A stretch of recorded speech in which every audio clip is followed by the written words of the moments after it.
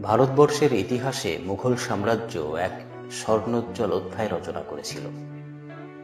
বাবর থেকে ঔরঙ্গজেব পর্যন্ত সম্রাটদের শাসনকালে শিল্প, সাহিত্য, সংস্কৃতি, স্থাপত্য এবং সামরিক শক্তিতে এই সাম্রাজ্য এক অনন্য উচ্চতায় পৌঁছেছিল। কিন্তু এই বিশাল সাম্রাজ্যের ঐশ্বর্য এবং ক্ষমতার অন্তরালে লুকিয়েছিল এক অন্ধকার দিক।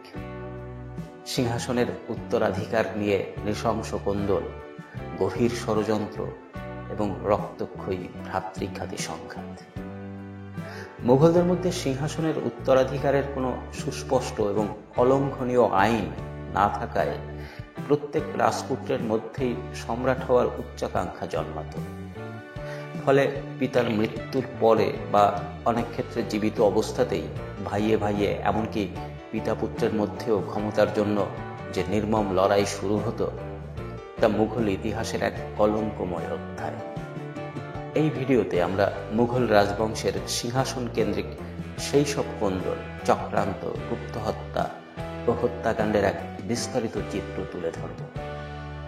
মুঘলদের পূর্বপুরুষ তৈমুরলং এবং চেঙ্গিস খানের মধ্যেও সাম্রাজ্যকে পুত্রদের মধ্যে ভাগ করে দেওয়ার এক ধরনের প্রথা প্রচলিত ছিল। মুঘলরাও এই তৈমুরি ঐতিহ্য কিছুটা বহন করত, যেখানে প্রত্যেক রাজপুত্রই নিজেকে সিংহাসনের যোগ্য দাবিদার মনে করত। সম্রাট বাবর তার পুত্রদের মধ্যে সাম্রাজ্য ভাগ করে দেওয়ার কথা বললেও হুমায়ুনের সময় থেকেই এর জটিলতা প্রকট হতে শুরু করে। তখ্ত ইয়া তাবুত, সিংহাসন অথবা কবর, এই নির্মম প্রবাদটি যেন মুঘল শাহজাদাদের নিয়তি হয়ে দাঁড়িয়েছিল।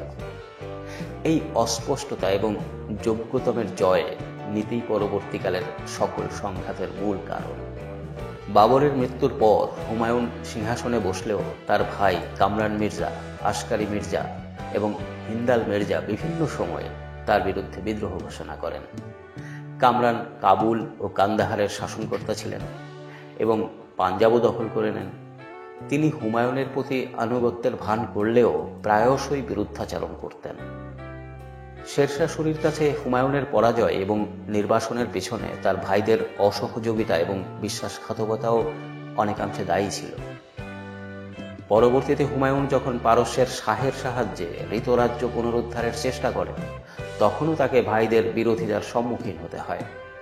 কামরানকে একাধিকবার পরাজিত এবং ক্ষমা করার পরেও তিনি ষড়যন্ত্র চালিয়ে যান, যার চূড়ান্ত পরিণতিতে হুমায়ুন কামরানকে অন্ধ করে দিতে বাধ্য হন। আসকারি এবং হিন্দালও বিভিন্ন সময় হুমায়ুনের বিরোধিতা করেছেন, যদিও হিন্দাল পরে অনুগত হয়েছিলেন এবং হুমায়ুনের পক্ষে যুদ্ধ করতে গিয়ে মারা যান। এই ভ্রাতৃ সংঘাত মুঘল সাম্রাজ্যের ভিত্তিকেই দুর্বল করে দিয়েছিল। হুমায়ুনের অকাল মৃত্যুর পর মাত্র ১৩ বছর বয়সে আকবর সিংহাসনে বসেন।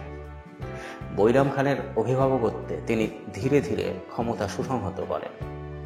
তবে আকবরকে তার সৎ ভাই কাবুলের শাসক মির্জা হাকিমের দিক থেকে চ্যালেঞ্জের মুখে পড়তে হয়েছিল, যিনি নিজেকে স্বাধীন শাসক ঘোষণা করেছিলেন এবং একাধিকবার উত্তর পশ্চিম সীমান্ত দিয়ে ভারত আক্রমণের চেষ্টা করেছিলেন।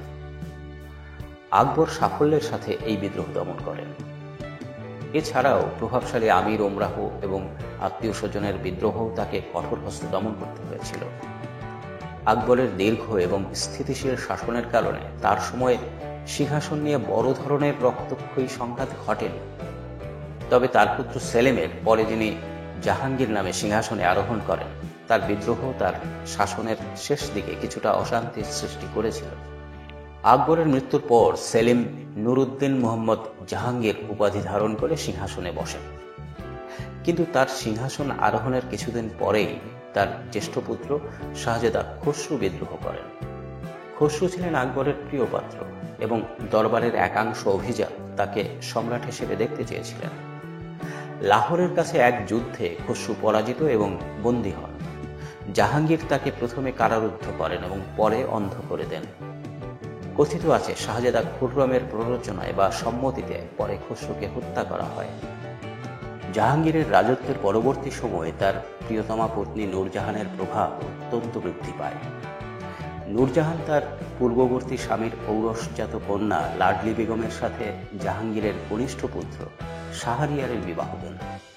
এবং শাহরিয়ারকে সিংহাসনের উত্তরাধিকারী হিসেবে দেখতে চান। অন্যদিকে শাহজাদা খুররম ছিলেন যোগ্য এবং উচ্চাভিলাষী। তিনি নূরজাহানের এই চক্রান্ত বুঝতে পেরে পিতার বিরুদ্ধে বিদ্রোহ ঘোষণা করেন। এই বিদ্রোহ বেশ কয়েক বছর ধরে চলে এবং সাম্রাজ্যের বিভিন্ন অংশে যুদ্ধ বিগ্রহ হয়। অবশেষে জাহাঙ্গীর অসুস্থ হয়ে পড়লে এবং মহাবত খানের বিদ্রোহের ফলে পরিস্থিতি জটিল হয়ে ওঠে। জাহাঙ্গীরের মৃত্যুর পর নূরজাহান শাহরিয়ারকে সম্রাট ঘোষণা করলেও খুররমের শ্বশুর আসফ খানের তৎপরতায় এবং খুররমের সামরিক শক্তিতে শাহরিয়ার পরাজিত এবং নিহত হন। খুররম শাহজাহান উপাধি নিয়ে সিংহাসনে বসেন। সিংহাসন নিষ্কণ্টক করতে শাহজাহান তার ভাই শাহরিয়ার, দাওয়ার বক্স, খসরুর পুত্র যাকে অন্তর্বর্তীকালীন সম্রাট করা হয়েছিল, সহ অন্যান্য সম্ভাব্য প্রতিদ্বন্দ্বীদের নির্মমভাবে হত্যা করেন। শাহজাহানের শাসনকাল মুঘল স্থাপত্য ও সংস্কৃতির স্বর্ণযুগ হলেও তার রাজত্বের শেষ দিক চিহ্নিত হয়ে আছে ইতিহাসের অন্যতম ভয়াবহ ও রক্তক্ষয়ী উত্তরাধিকার যুদ্ধ দ্বারা।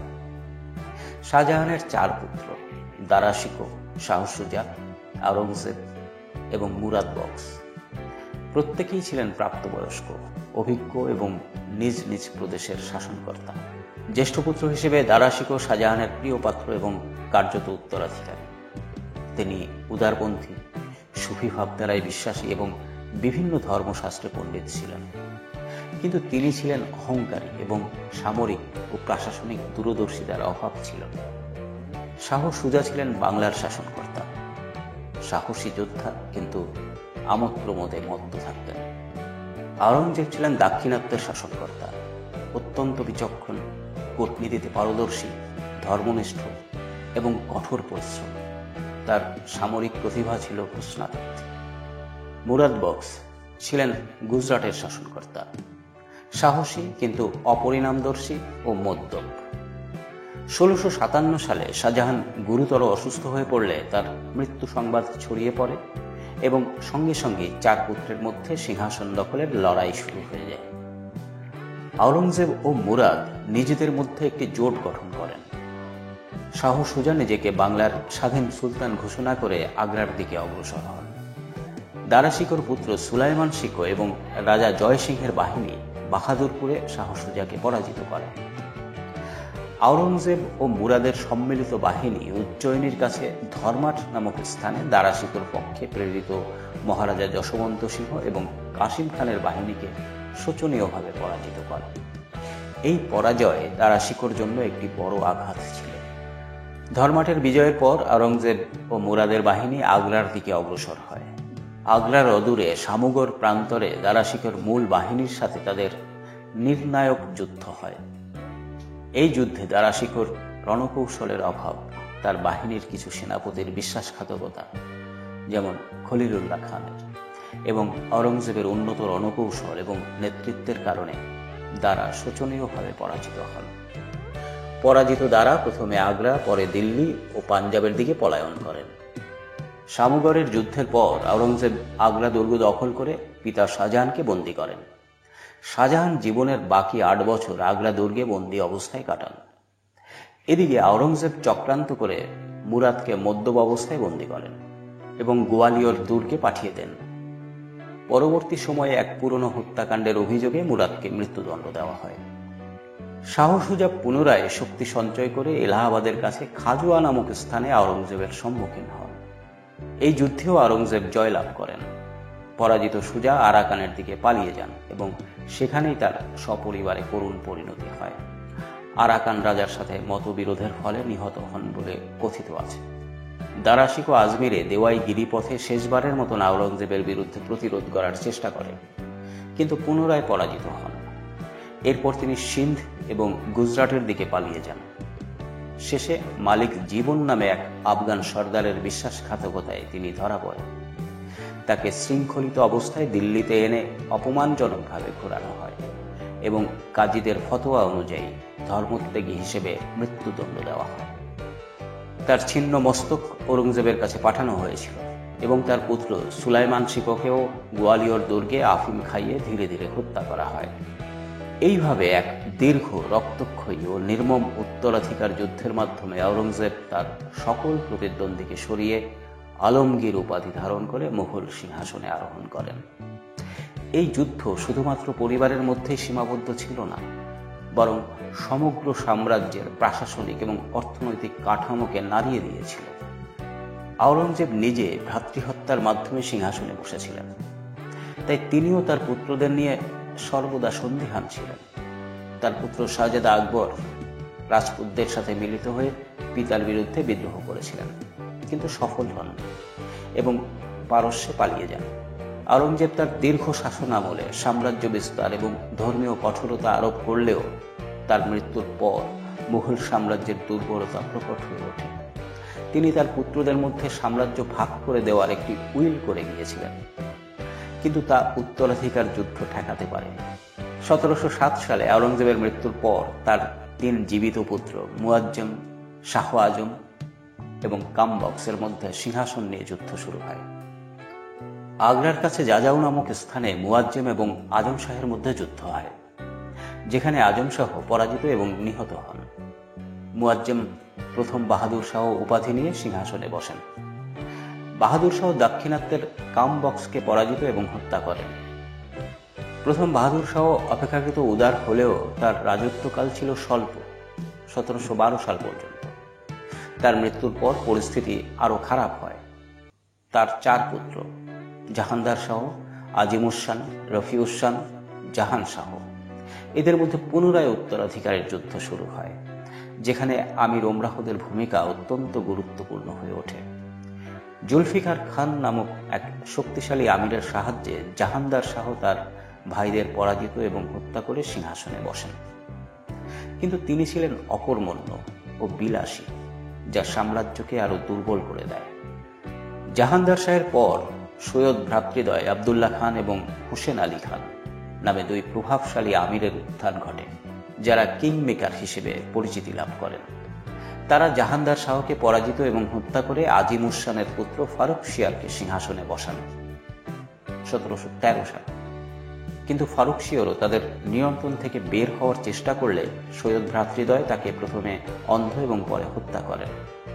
এরপর তারা অল্প সময়ের ব্যবধানে রফিউদ্দারাজাত এবং রফিউদ্দৌলাকে সিংহাসনে বসান।